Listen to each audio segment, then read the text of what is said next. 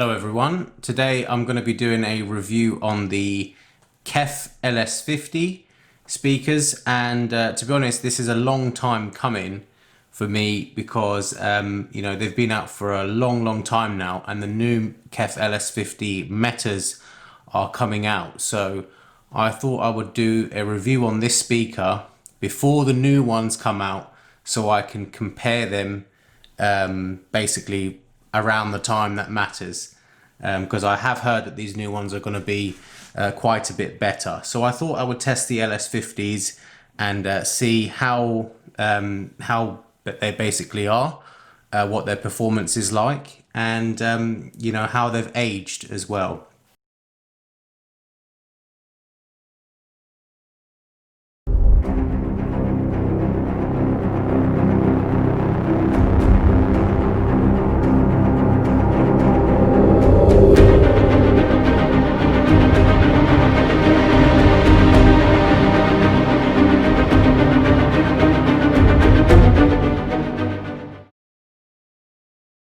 So first of all, the design of the LS50s, I think that's aged very well. It's been out for 8-9 years now, I think, the LS50, and I still think it's probably one of the best looking speakers today. It suits a lot of different environments. For example, a studio environment. It's perfectly happy in the living room as well.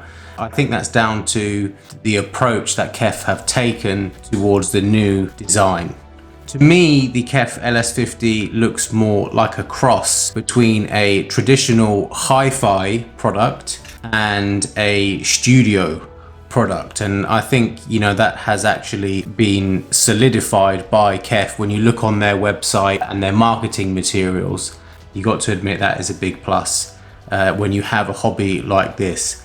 The other thing I like about the design of the LS50 is the curved front baffle. I think that's quite a unique design element there, and that can actually have some audio benefits as well. Moving on to the build quality, first thing that I noticed about the LS50 was the weight. It's precisely, it's 7.2 kilos for each speaker. And take into account that the driver size is only about 5 inches, so it's quite a compact speaker for a bookshelf, but it's also very heavy as well, so that suggests very high quality build there, whether it be the thickness of the MDF cabinet or the bracing that they put inside, or both. They've definitely been working on that. Just knocking on the side of the cabinet, it gives you the impression of a very solid structure, and I've tested lots of other speakers and this is definitely up there with the top boys.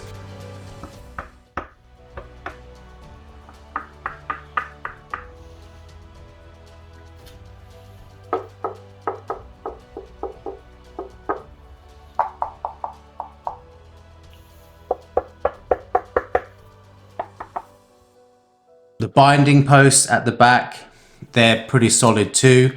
I think you only get a single pair of binding posts, unlike other designs where you get twin. But other than that, I would say the quality of those binding posts are pretty decent. And again, back to the front baffle of the speaker, it's made from what KEF call a dough molding compound, which seems very precisely finished, and again very unusual, but build quality wise it seems very good. So the main thing about this set of speakers, which is probably why you're watching the review right now, is the performance, the audio quality. And I have quite a lot of things to say about this set of speakers, and to be honest with you, I'm in two minds about this set of speakers. So first of all, let me tell you how I tested them. So first of all, I had these speakers for 3 or 4 days, and I just basically connected them up to my amplifier as normal, did the usual, just played some music and watched some movies on it. I actually set it up in a home theater as well, only the front two though, so but I watched movies on it is what I mean. And so that I just played around with them for 3 or 4 days, and then after that I thought about doing my actual speaker test. So I have some test tracks that I always hear. I hear it on headphones, I hear these tracks on various speakers, so I'm familiar with what they're meant to sound like, as in terms of what I think they should sound like, because no one really knows what they should sound like, but I'm very familiar with these tracks. So here are the tracks now. You can have a look at them on your screen, and yeah, I mean, you can always go and look these tracks up yourself if you want to basically verify what I've said.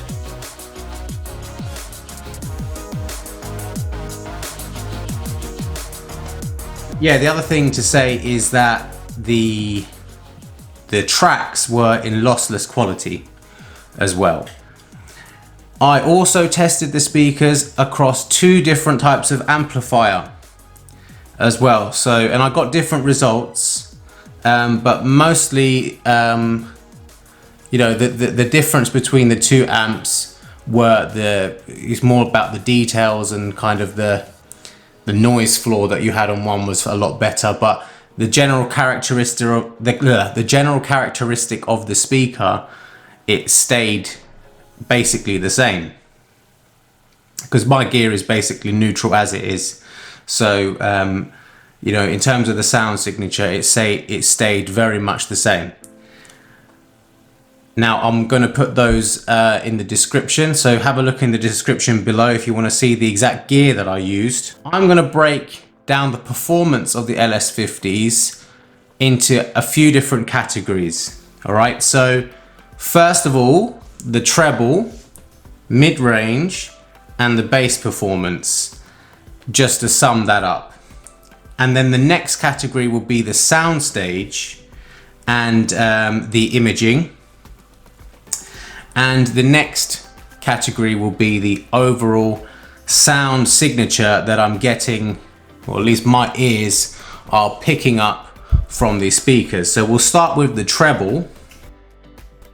Now for me, treble is probably one of the most important parts of a set of speakers, because instantly when you hear the treble from a speaker, you connect with it. Okay, you connect with it, and you know basically where this speaker is going to be on the audio spectrum. And if a tweeter doesn't kind of gel with your ears, you can instantly dislike that speaker, every single part of it. You know, even if it has good bass and mid-range, if the tweeter's not there for me, I don't want to even hear that speaker ever again. Yeah, put it that way. Tweeters are very important to me. Right, so what was I getting from the LS50? First word was clean, and the next one I can say was articulate. Very, very articulate treble. And these qualities, they contribute to a very, very good stereo image. This is kind of like one of the principles of getting a nice stereo image, is having a very detailed, clean, articulate, speedy treble. So I think the KEF LS50 has that. But to my ears, at the same time, this sort of approach to making a good tweeter, sometimes you can make it a little bit edgy. Some people can pick them up as being a bit edgy and a bit sharp around the edges. And for me, being a musician, my main instrument is the violin, right? So I'm very, and you know, the violin, the register is like in the lower treble, upper mid-range sort of thing. So my ears are very specific, or my brain is very specific when it comes to that particular frequency. And when I heard various pieces of music, I feel like I know my instrument, so to me it doesn't sound right. That's all I can say. The tonality of the violin it doesn't sound quite right. But again, how am I meant to know? Because I don't know what the recording equipment was. I wasn't there when the person recorded the piece of music. So all of this is just on my feeling. Okay, maybe I could have used a different amplifier, I don't know. But from what I heard with the 2 amplifiers that I used, that wasn't quite there. Okay, so yeah, that's basically what I can say about the treble. I mean, the main thing is it didn't have much of the richness and the fullness, the liquidiness that I quite like to hear. But it wasn't bad. It wasn't like I wanted to turn it off or anything like that. But I just didn't, for me, it felt like I couldn't really connect with the speaker too much. The one other thing I would say about the treble that was good was because of the waveguide, you get a lot, like I would say that it does help with the treble off axis quite a lot. The coaxial design and the waveguide technology, it does help with the off axis response, you know, so you get more of an even treble from seat to seat, so that's a good thing. Now the mid-range was very clear and precise. I thought the speech intelligibility was good when I used it in a movie environment, and to be honest, I think again the coaxial design kind of helps with this too. There's definitely some advantages to having a coax design. I've tested various different speakers. Tannoys is another brand that uses coaxial designs, and yeah, so the mid-range and treble, they seem to benefit from this type of design, especially off axis. So I thought it was good. I would say the mids were maybe a tad recessed, but not it wasn't unpleasant, let's say.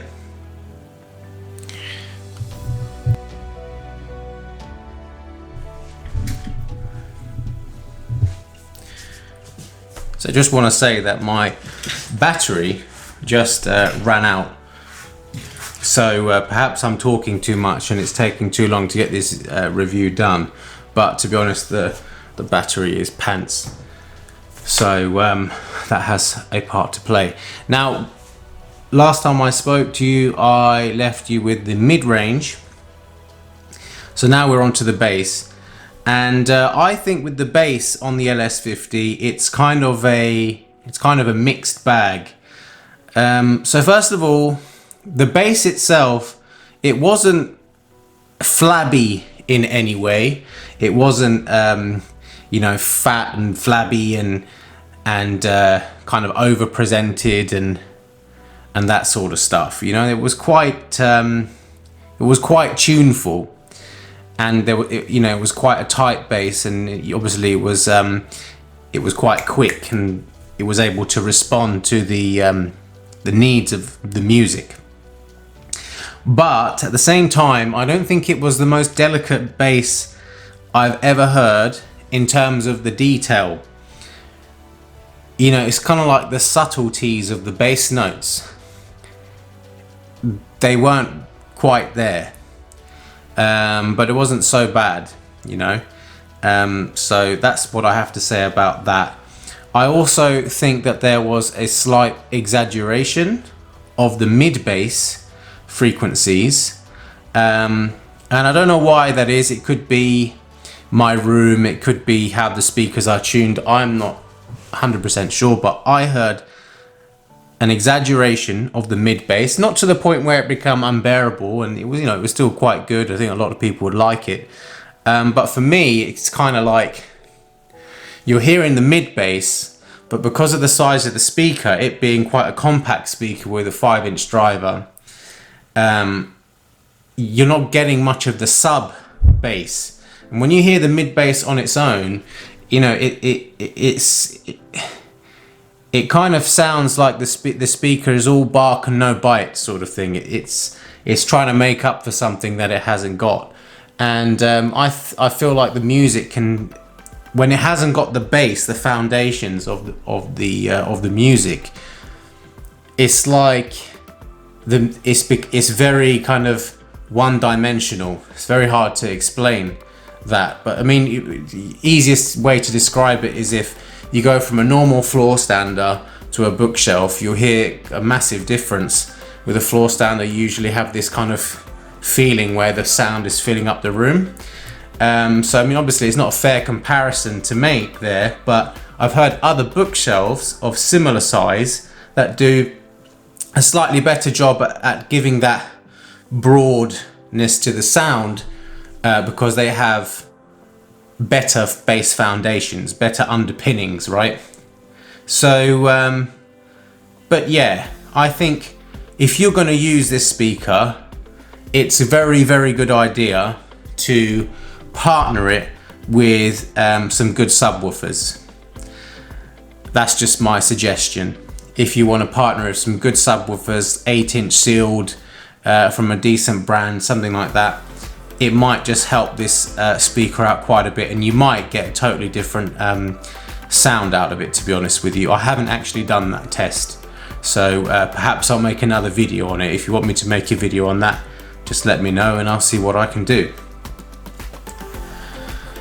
Now, the next thing is the Soundstage of these LS50 speakers. Now, I was a little bit upset about this because I hear so much about these speakers. I hear so much about the LS50s. I've heard so much about the LS50s, and you know what I'm hearing is it has this massive soundstage, and it's great. It's good at this. It's good at that, and I didn't get that. I really didn't get that, and I tried experimenting with different positions. I tried towing in, I tried making it wider. When I made it too wide, it just lost the center stage, so it didn't really work. You know, but I made the soundstage a bit better, I would say, from experimenting with the position, but it wasn't that great. In all honesty, it's not as great as I'm hearing. Okay, I think there's a bit of hype there. However, what I will say is the imaging that you get within the kind of narrowish soundstage that you do get, the imaging is very good. So you can pick out where the instruments are coming from, and you know, he's over there, that guy's over there, she's over there, whatever. And it's quite detailed. So the stereo image, I would say, is, yeah, that's good. But the soundstage, you know, that being the width of the sound and the depth of the sound and the height of the sound, you know, this whole soundstage, to me, it wasn't as good as other bookshelves that I've heard. And I've heard a lot of good things about the speaker, so I think maybe there was a bit of bias going into that test. I'm not sure, but I'm just saying what I heard. Now, the next thing is sound signature. So for me, I would say is actually for this speaker, it was quite tough for me to call exactly what the sound signature was to my ears, because it sounded very, very KEF. That's all I can say, to be honest with you. I would say it was very neutral, and in some kind of frequencies you're kind of thinking, oh, that's a bit on the warm end, but then in other frequency bands you're thinking, oh, well, that's kind of on the high end. So for me, it was like around the mids, I was feeling like it's towards the warmer end, like the underneath zero end of neutral. But the highest frequencies, so I would say above 3-4 kilohertz, those sorts of frequencies, to me, they sounded like they were spiked. So it's one of those weird things, you know, where it's not, to me, I wouldn't say it sounded like a warm set of speakers. No, but would I say it's a bright set of speakers? No, I wouldn't. So it's kind of in the middle and there's ups and downs. So, you know, but the thing is, just because it's closer to neutral, it doesn't mean it sounds the most balanced, because something can be slightly out and then your brain doesn't perceive that as neutral. It's all relative, isn't it? So to me, yeah, to me it was quite hard to put a finger on it. I would say it was pretty neutral, and there's some dips around the mid-range and some spikes around the treble, but nothing was too exaggerated, let's say, to my ears. So that was good, that was positive. So the next section here is how does the placement of the speakers, there's another thing I've heard about these KEF LS50s, how does the placement of the speakers affect the sound quality, and how does the sound quality change when you're off axis? So these two things I'm going to address now. Now, first of all, I want to say about the KEF LS50, the advertising and the marketing materials that I've seen from KEF, they seem to suggest that the LS50 isn't very fussy with placement. And I think to a degree that's true, but I do think also it's quite misleading, because I've seen on KEF's website, they call it the sit anywhere speaker. Okay, the Uni-Q design is the sit anywhere speaker. And I think a lot of people would get misled by that statement. To a degree it's true, but it only works so well. Okay, so let me tell you, to get the optimal performance out of these speakers, you're going to need a good set of stands or something to isolate the speaker from the ground. Okay, so you're going to need something like that. Put it on a table, it still won't sound good. So that's one. Okay, the next thing is the placement of this speaker. It needs to be away from the sidewalls, and it has to be quite far away from the rear walls. Now, I noticed that I had to move my speakers at least 50 centimeters away from the rear walls. Now, I understand, right? And there's probably lots of you now going, well, that's with any speaker. Yeah, I understand that. But KEF have made a big fuss about how you can put these speakers anywhere. They'll sound good anywhere. And that's what I'm making a comment on. It's actually not true. It's a physics principle. You can't just make a speaker and then it's you know, you've suddenly cured cancer or something like that. It's not about that. At the end of the day, I would say it does quite well, but you do need to give it its space. You can't put it up against the wall. You know, you do need to give that speaker its space, and you need to treat it like what it is. It's a speaker. Okay, so that's that bit. The next thing is about the Uni-Q design. I've heard many Uni-Q designs before, and even in the older generation when they didn't have the tangerine waveguide. This new one has the tangerine waveguide, and you know, basically it helps with the dispersion of the sound. When you're off axis, you get more consistent trebles. What do I think about that? I think it's true. I think, yeah, you do get more consistent trebles off axis. But does that mean you can sit anywhere? No, it doesn't, because you have a very broad frequency band, and just because the trebles are kind of in phase with your ears, it doesn't necessarily mean that everything else is going to be. So I found that there was actually a very limited sweet spot with these speakers, and that was with them being very slightly towed in, and me sitting kind of equidistant from the speakers, or maybe slightly further back.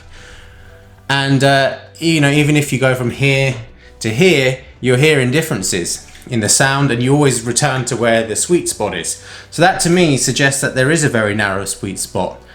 Don't buy these speakers if you think that they're going to be magic and you're going to be able to sit 1 meter away from the sweet spot and it's still going to sound good, because in my opinion that's not true at all. Okay, but the treble frequencies, they do quite well off axis. Other speakers, they tend to roll off quite a lot. So yeah, I mean, I would say that's a plus. I just have a little bit of a, you know, I just have just something to say about the marketing. I think some people could get misled by it. I think where you place the speakers, it's more to do with, you mean, you're not going to get magic from the Uni-Q design. It's for most people, you need to be looking at what type of speaker it is, and it's the bass properties of that speaker that you need to be concentrating on.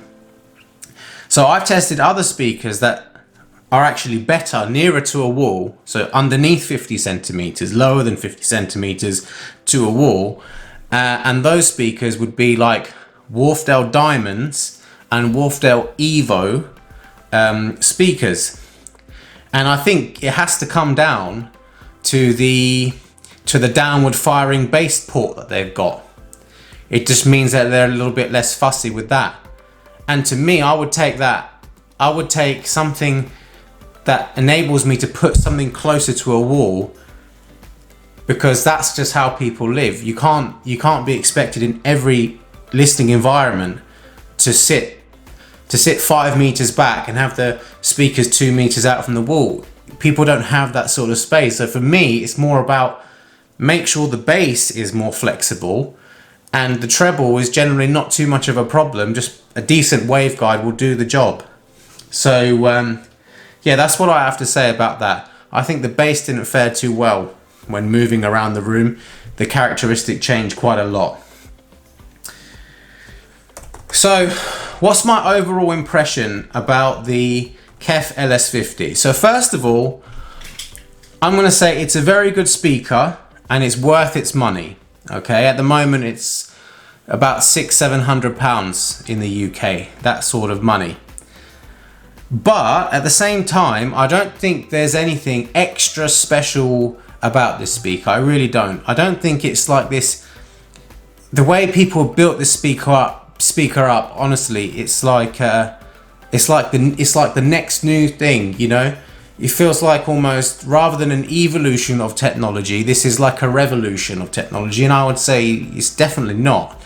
I don't think there's anything extra special about it. I'll just say it. I would say what is special about it is the design. That's special. That's unique. But I don't think many other things are that unique about it. I think it does everything well.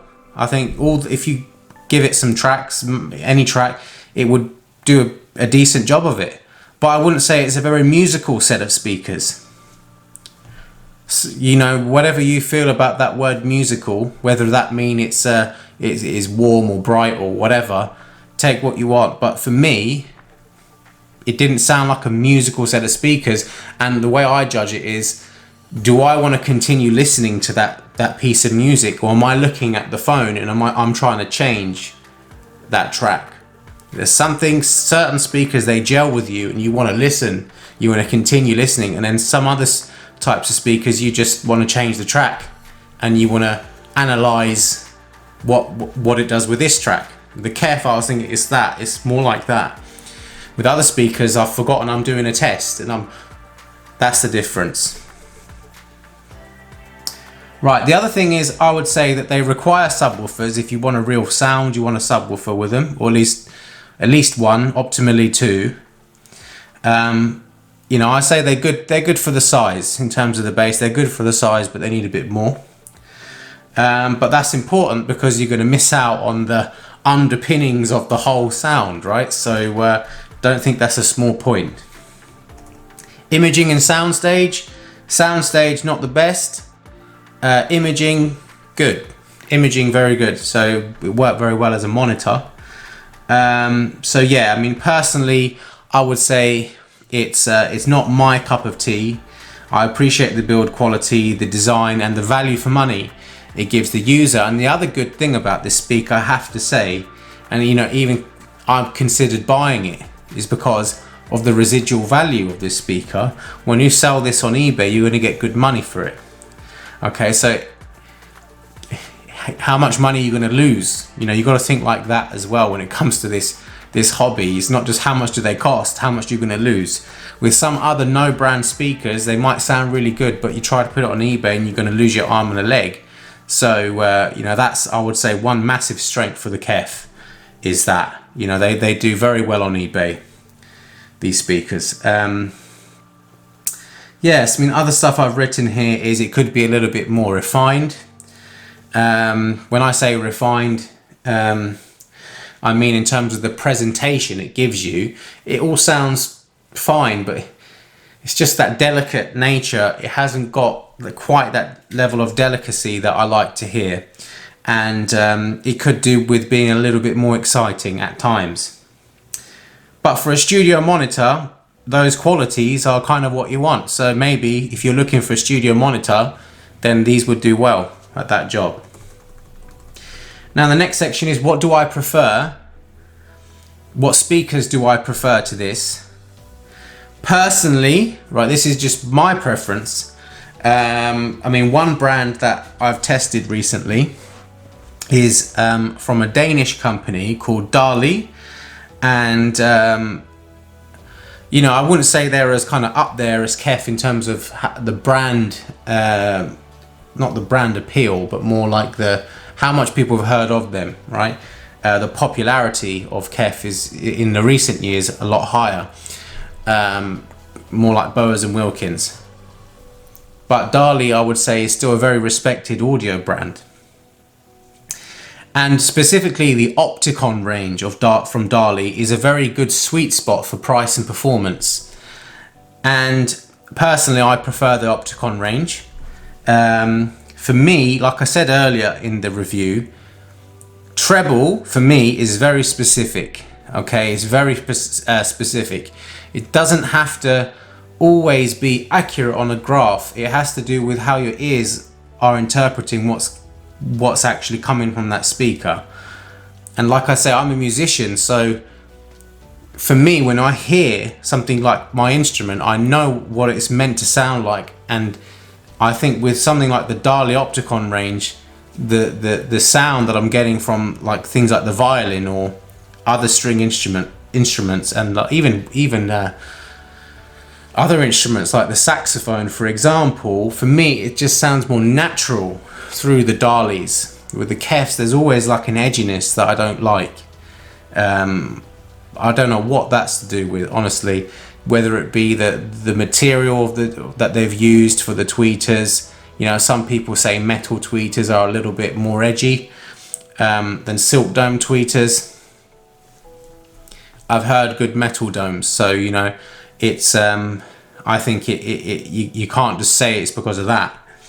But I would say if you want something to rival the LS50s and perhaps give you a more rounded sound, I would go for the Opticon 2s, because for me it's like you're going to get more of an all-round package. You're still going to get nice detail.